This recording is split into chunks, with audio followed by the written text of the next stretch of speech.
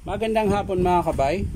So 39189 pa rin tayo mga kabay, approve. Ayan, 39189 letter C. Bali ang papalitan mga kabay, element tsaka motor. Ayan.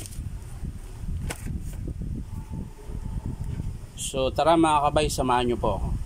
So ayan mga kabay, nalipat ko na po yung bagong motor. Ayan. So ito po yung luma niya mga kabay, oh.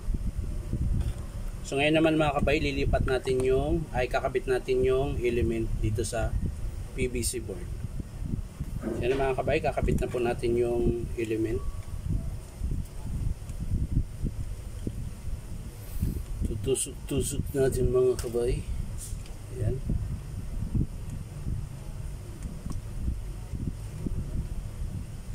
Tapos sa gitna yung pula. Tusok lang natin mga kabay. Yan. Tapos hilahin mo. Ganun din po itong puti mga kabay. Tusok mo lang siya dyan.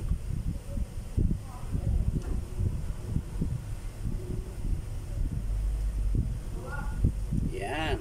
Tapos hihinangin mo siya mga kabay. Hihinangin nyo po yung sa PVC board niya mga kabay.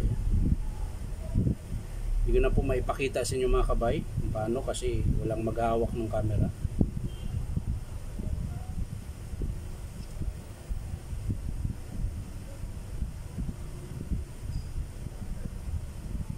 So yan mga kabay, okay na. So ang sunod naman mga kabay, yung eto, yung sa motor mga kabay. Hinang natin yung sa motor mga kabay.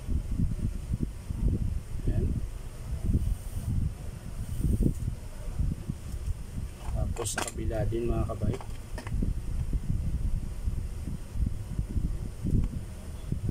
Sa kabila rin.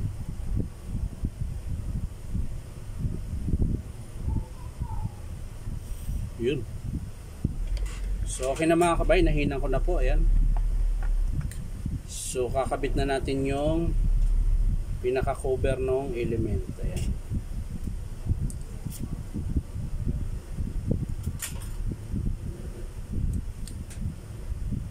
So yan na mga kabay. Nakabit ko na po. So sasalpak na po natin. Patak-tak lang natin para matanggal yung pinanghinangan. Tapos kakabit na natin yung motor tsaka element. Ayan. Tapos yung screw. Ayan. Screw ng motor. Dalawa yan mga kabay. Kabilaan. Tapos isa naman sa PVC board. Ayan. Ito po yan.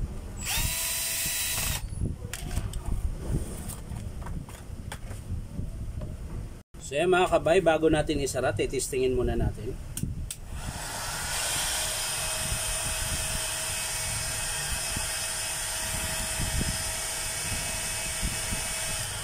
So okay na po, nagbabaga na po siya. So sasara. So yan mga kabay, asara ko na po. Tanda rin natin ulit. Pull. Ayan.